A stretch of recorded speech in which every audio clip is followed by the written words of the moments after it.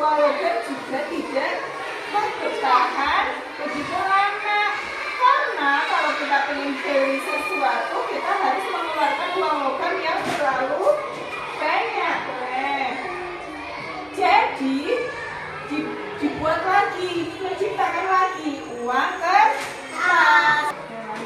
Setelah uang logam, terus diciptakan lagi uang kertas. Ya, uang kertas itu nominalnya ada berapa saja? Ada 1.000, 2.000, 5.000, 10.000, 20.000, 50.000, dan 100.000. Kalau uang 1.000 itu warnanya apa? 1.000. Hijau, betul. Kalau uang 2.000, salah. Abu, betul. Kalau uang 5.000, coklat. Kalau uang 10.000, ungu.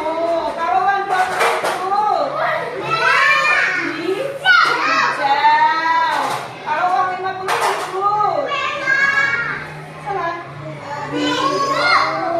Kalau uang 100.000,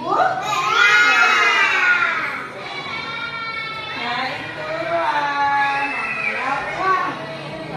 Kita bisa menggunakan uang dengan hemat supaya kita tanggal kaya. Kita juga harus rajin menabung, tidak boleh boros. Kita harus memanfaatkan uang dengan baik supaya kita kelak bisa mempunyai tabungan yang banyak, bisa membeli sesuatu itu tidak harus bersusah payah karena kita sudah punya uang banyak, karena kita sudah bisa menabung yang banyak, bisa bikin buat bisa